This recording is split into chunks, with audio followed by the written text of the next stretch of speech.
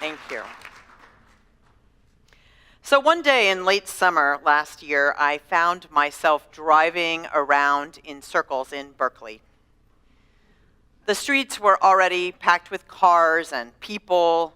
They were showing up for the counter-protest to greet what we hoped would be a fairly small group of white supremacists who had chosen to demonstrate there. This was a couple weeks after the violence of Charlottesville, and we were still all shocked and mourning the tragic death of Heather Heyer.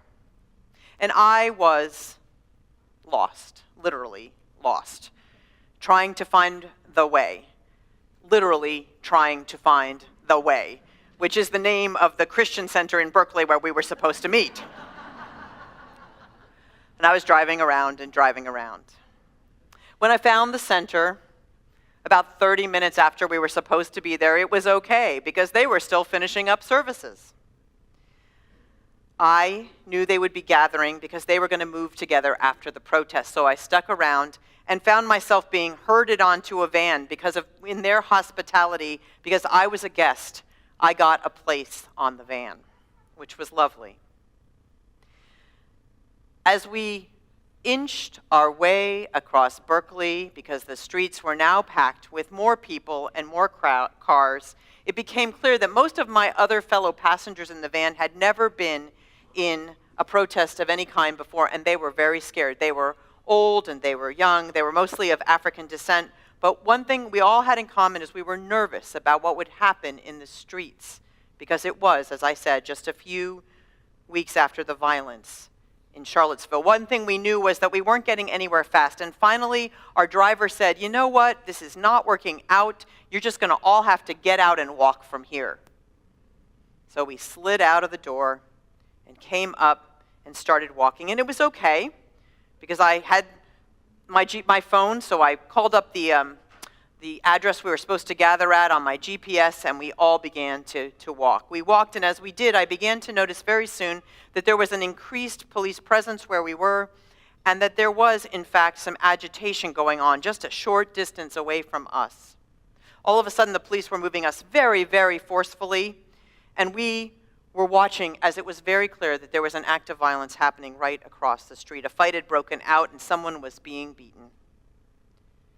The little band of people that I was with were quite disturbed, and so I sort of did my natural sheepdog thing, and I started to move us across. And so I moved us down a side street, where I suddenly became aware that there was a large marching group of people, all in black, coming towards us. And I thought to myself, oh no, I have chosen the street in which the white supremacists are coming down. And so I reversed course and began to walk us away from that, and we found another street, and we got back to the predictable scene of the protest that we wanted to be, where there were megaphones and speakers on truck backs. The march was well attended, and it was slow because of that, so I had lots of time to notice that most of the people marching around me were my age or older. I was proud to know that my daughter and her partner were out there doing direct action on the other side somewhere. At the end, the three of us finally, through the miracle of cell phones, reconnected, and we were walking the last little bit of the protest together, when all of a sudden I became aware of some chanting on my right, and I realized that the same group I had seen in the street was walking up beside us, right there. And then I realized they weren't white supremacists. They were Antifa, marching with their faces covered. And what struck me the most was that group was so large, and it was by far the largest group of younger people at that event. That image has stayed with me over this last year. Bustle magazine offers this insight about the Antifa or anti-fascist movement. Anti-fascists argue that after the horrors of chattel slavery and the Holocaust, physical violence against white supremacists is both ethically justifiable and strategically effective. We should not, they argue, abstractly assess the ethical status of violence in the absence of the values and context behind it. They say that it is ethically consistent and historically informed to fight Nazis before it is too late. Cornel West explained after surviving the neo-Nazi attacks in Charlottesville, if it had not been for the anti-fascists protecting us from the neo-fascists, we would have been crushed like cockroaches. One Antifa leader has said, "When we do not oppose Nazi hatred, we put people of color in even more danger by allowing dangerous bigots to appear dominant and unopposed. We know the risks, but we know that they are necessary." Since that march, I have spoken to many people that I know, people that I respect, people that I care about, people who I know to be people of great discernment and judgment, some of them my colleagues, mostly younger, about why they are part of the Antifa movement. While violence is not at the core of what they do, they are also not against it as a means, because they see it as the most direct defense and the most direct way of ending the oppressive treatment they see around them, which in places like Charlottesville was not protected or defended by the existing police. I entitled this sermon, "Did We Give Peace a Chance?" because I wanted to ask whether the world in which we live in now has gone beyond believing in a simply peaceful method as a people, and if so, why that happened. I want to be clear for myself that for me the answer will always be in the nonviolent interactions.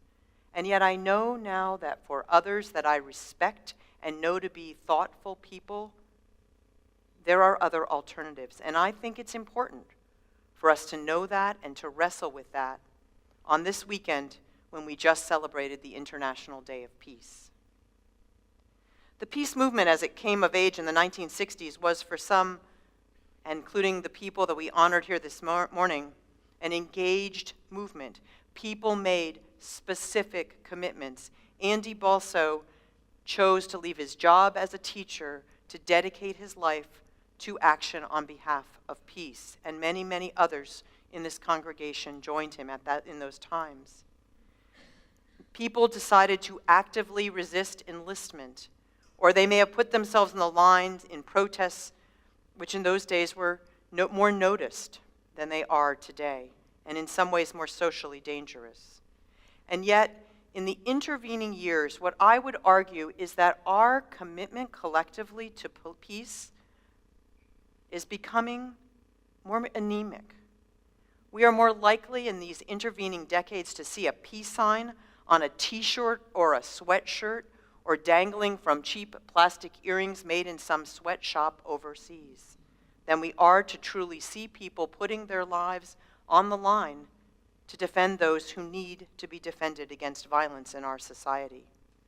While some in this congregation have remained avid and active peace activists, for many of us, this has been less of a commitment. Our ideals for peace have not changed, and I don't want to argue that they have. But what has changed, perhaps, is our level of engagement and our willingness to see peace as an effective means in a world where we are more exposed to the range of violence through the way that we see it through media. The result of our apathy has been justifiable anger and resentment in those younger generations who look at the mess we have left and said, "Don't tell us to give peace a chance." We live in a world in which violence and oppression, despair, isolation, and grief are just part of the water that we're swimming in. And the generations that are facing that as their future, the millennials and the generations that come after them, are asking us to understand that their view is different than ours. The generation after the millennials, some call them the Generation Y, but some call themselves Generation K after the character Katniss in the dystopian novel The Hunger Games. Millennials and Generation X and Yers who are looking at our world are saying that those who came before them did not do a good job of leaving them a peaceful world. And I bring this up not to make us all feel guilty, those of us who would fit in those categories, but simply to say that it is a truth that we need to embrace. They are saying that your methods of non-engagement did not work, and so they are engaging both in direct action as nonviolent activists and also in movements such as the Antifa, not promoting the use of violence, but not forswearing it either. So the question I pose today is provocative. Did we ever really give peace its chance? Or did we turn away after the events became too tricky? Did we disengage and embrace peace only in the sense of inner peace, which is a necessary but perhaps insufficient first step? Buddhist monk and celebrated teacher Thich Nhat Hanh is one of the people that I have been following and studying for many decades now. He's known for his popularizing of the peaceful methods of meditation and spiritual practice, and many people buy his books, as I did as a 20-something, to inform our personal spirituality. But I remember at that time thumbing past the pages where he talked about engagement in justice issues, engagement in the issues of the world. Not because I wasn't interested in justice, I was. That was what brought me into my religious quest.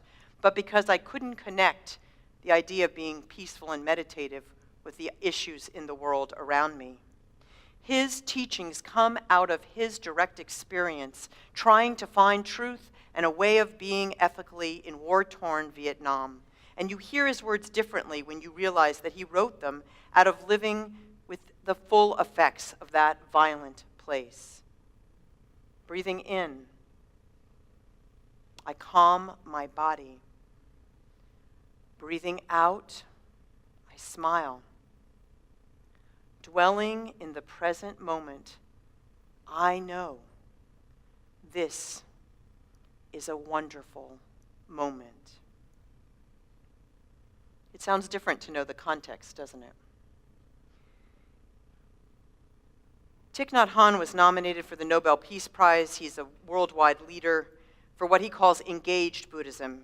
He was an ordained monk who turned away from the idea of a sheltered monastic life, choosing instead to engage with the deepest conflicts of his time, and his teachings have informed world courts, corporations, and also been used to train police officers to handle their jobs as fierce bodhisattvas, as he puts it.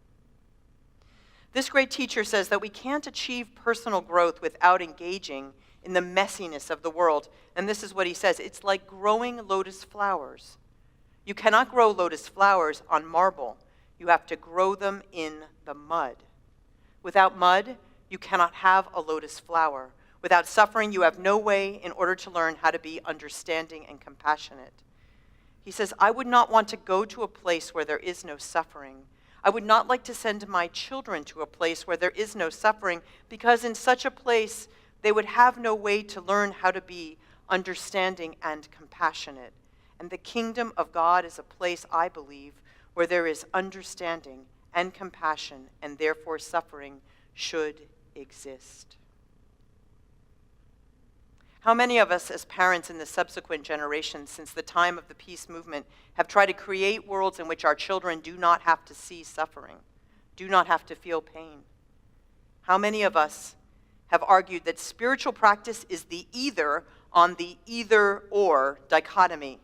There's spiritual practice and then there's engagement with the world, and we're making a choice. But how do we hold this complexity in the light of the rise of neo-Nazis among us? How do we hold it in the light of a debate about whether it is okay to allow someone who has engaged in sexual harassment onto the Supreme Court? How do we hold it in light of conversations about a Supreme Court which just upheld President Trump's Muslim ban on travel last June? Or in light of an administration which continues to incarcerate and separate children from their parents? These are real questions of peace and engagement in our times. I will tell you that growing up in the 60s and 70s, I made a lot of peace signs. I think every art and craft activity we had a peace sign somewhere embedded in it. And over the years, I've thrown out a lot of these like yarn and cardboard constructions that we did, right? The yarn, wrapping the yarn around the cardboard. And I had this little plaster one that I was carrying with me. And I had it in my special trunk of memorabilia, my little plaster peace sign that was painted red and orange and blue. And it was only last summer that I turned it over and realized that it was actually my sister's construction. I saved the wrong one, but it was still important to me. So I think we all know that a peace sign has really basically 3 sections. And what I have come to think about in thinking about this over this last year is that one of those sections is definitely inner peace, and one of them is mindful and presence, as Thich Nhat Hanh says. But the other side of it, as Thich Nhat Hanh also teaches, is engagement. Engagement in the places where peacefulness is most needed. Peace does begin with us, and it begins there so we can offer it to those around us who most need it. Did we give peace a chance? I'm not sure who the we would be in that question. I'm not sure that that question can be answered. In fact, I hope we're still living into the answer. Ultimately, by peaceful means, I believe we will have to negotiate our ever-shrinking, ever-troubled planet. I hope we will reach the glory that we can sing about jubilantly, but still acknowledging the troubles in the world. We must live engaged with our ideals if we are to pass them down. Peacemaking is not just something we talk about once a year. It is a commitment we make in our lives every day, even when it means accepting decisions that we do not like.